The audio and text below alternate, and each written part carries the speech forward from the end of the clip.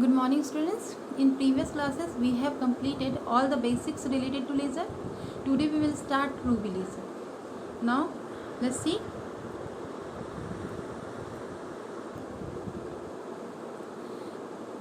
Ruby laser को हम दो पार्ट्स में पढ़ेंगे, पहला कंस्ट्रक्शन, दूसरा वर्किंग।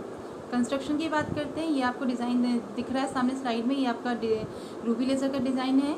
जिस तरह से हम पढ़ चुके हैं कि किसी भी लेज़र को बनाने के लिए 3 कंपोनेंट्स की ज़रूरत पड़ती है, तो यहाँ पे हम तीनों कंपोनेंट्स के बारे में डिस्कस करेंगे कि वो कौन से 3 कंपोनेंट्स हैं जिनके थ्रू हम रूबी लेज़र को डिज़ाइन करते हैं। सबसे पहला कंपोनेंट हमारा क्या होता है? Active medium. मैंने आपको बताया था कि एक्टिव मीडियम क्या होता है, वो मटीरियल जिसका हम लेज़र डिज़ाइन करेंगे, जिसका हम यूज़ करके एब्जॉर्प्शन और एमिशन की प्रोसेस कराएंगे, वो सारी की सारी किस कैटेगरी में आती है? आपकी एक्टिव मीडियम की कैटेगरी में, जिसे हम कैविटी बोलते हैं। ये देखिए, ये दिख रहा है आपको, ये पिंक कलर की रॉड दिख रही है, दिस इज़ रूबी रॉड। ठीक है, इसको हम रूबी इसलिए नहीं बोलते कि ये रूबी स्टोन का बनता है, इसको हम रूबी रॉड, रूबी लेज़र इसलिए बोलते हैं क्योंकि इस रॉड का कलर डार्क रेड पिंकिश होता है, जैसा कि आपको दिख रहा है, ये देखिए, तो इस वजह से इसको हम बोलते हैं रूबी लेज़र। तो ये रूबी रॉड बनाने के लिए हम रूबी का स्टोन यूज़ नहीं करते, हम इसके लिए क्या लेते हैं? एल्यूमिनियम ऑक्साइड की रॉड लेते हैं।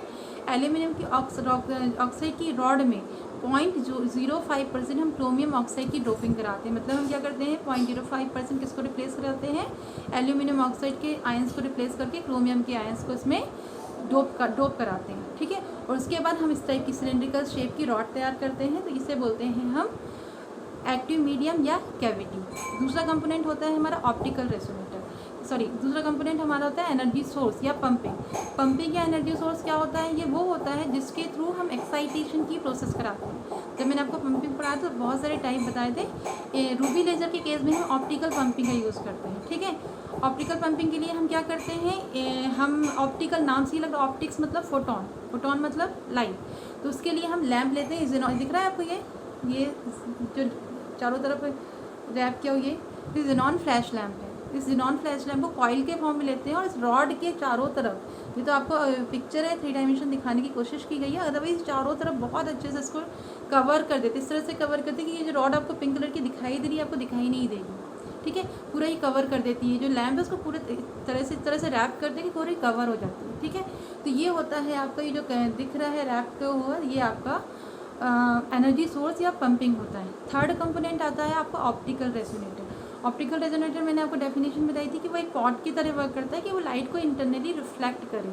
तो नॉर्मली हम मिरर यूज़ करते हैं, पर हमने रूबी लेज़र के केस में क्या किया है, ये पूरी रूबी रॉड है, इसकी ये स्टार्टिंग वाले एंड को और इसके एंड ये वाला, इस वाले दोनों एंड्स को फ्लैट कट करते, पैरेलल कट करते इस टाइप से, और कट करने के बाद उसे रब करके यहाँ पर कोटिंग कर देते, पॉलिश कर देते हैं। एक को फुली सिल्वर्ड कर देते हैं, एक को फुली सिल्वर और एक को पार्शली सिल्वर। पार्शली इसलिए करते हैं कि लाइट की इंटेंसिटी को कहीं से तो एमिट करना है, लाइट कहीं से तो एमिट होगी, उसके लिए हम एक को पार्शली कोटेड कर देते हैं। ठीक है, ये था इसका डिज़ाइन कि हम वो 3 कंपोनेंट जिसके थ्रू हम लेज़र को डिज़ाइन करते हैं, रूबी लेज़र को।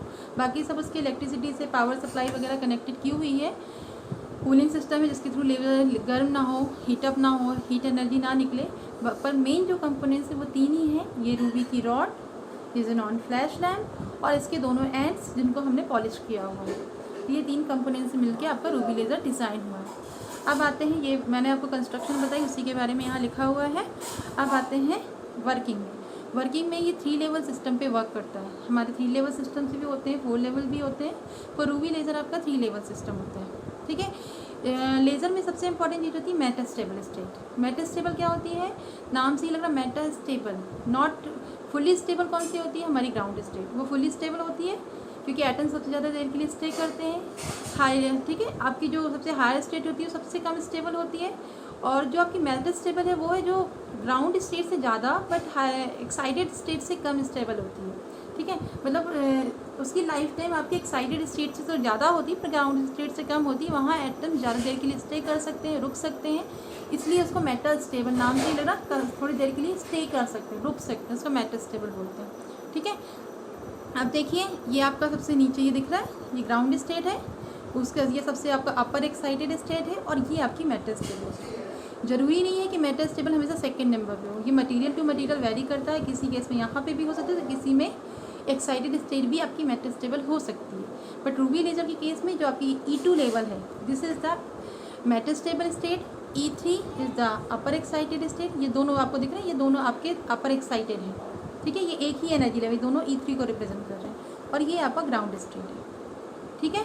अब देखिए नॉर्मल रूम टेम्परेचर पे हमारे सारे एटम्स कहाँ पाए जाते हैं, इस ग्राउंड स्टेट में, जैसे हमने अभी पढ़ा इसके पहले की क्लासेस में।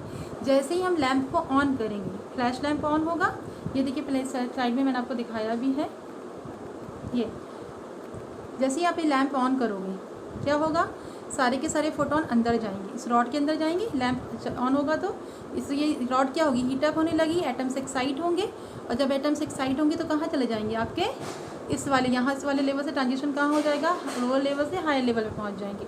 क्योंकि इसकी लाइफ टाइम बहुत कम है, क्योंकि ये आपकी शॉर्ट लाइफ स्टेट है, क्योंकि एक्साइटेड स्टेट है। एक्साइटेड स्टेट की कभी भी लाइफ टाइम बहुत ज़्यादा नहीं होती। तो क्या होगा, सारे के सारे एटम्स इस वाले लेवल पे आएंगे E2 में। क्योंकि E2 इस मेटास्टेबल है, मतलब इसकी लाइफ टाइम बहुत ज़्यादा है, इसलिए एटम यहाँ पे आके स्टे करेंगे थोड़ी देर, क्योंकि लाइफ टाइम ज़्यादा है।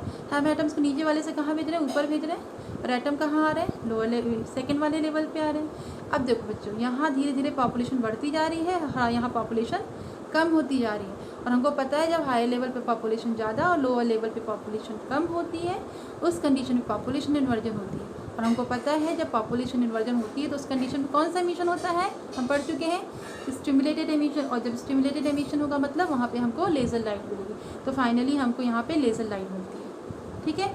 फिर से देखो, ग्राउंड स्टेट पे एटम है, जैसे ही हम लैंप ऑन करेंगे एटम्स एक्साइट होंगे, हायर लेवल पे जाएंगे। क्योंकि हायर लेवल की लाइफ टाइम बहुत कम है, इसलिए वो यहाँ से स्पॉन्टेनियस या NR ट्रांजिशन के थ्रू सेकंड लेवल पे आएंगे। और सेकंड लेवल चूँकि मेटास्टेबल है, इसलिए पॉपुलेशन यहाँ पर बढ़ती जाएगी और नीचे वाले लेवल पे कम होती जा रही है, मतलब पॉपुलेशन इन्वर्जन हो रहा है। और पॉपुलेशन इन्वर्जन होगा तो यहाँ पे हम स्टिमुलेटेड एमिशन कराएंगे और हमको लेज़र लाइट मिलेगी, और हमारे एटम्स फाइनली फिर ग्राउंड स्टेट पे होंगे। ये प्रोसीजर कंटिन्यूस एब्जॉर्प्शन एमिशन की चलती रहती है, जिसकी वजह से हमें लेज़र लाइट मिलती है। तो ये था आपका रूबी लेज़र, जो यहाँ पे ख़त्म होता है। इसकी नेक्स्ट क्लास में हम देखेंगे बच्चों आपका हीलियम नियॉन लेज़र। ओके।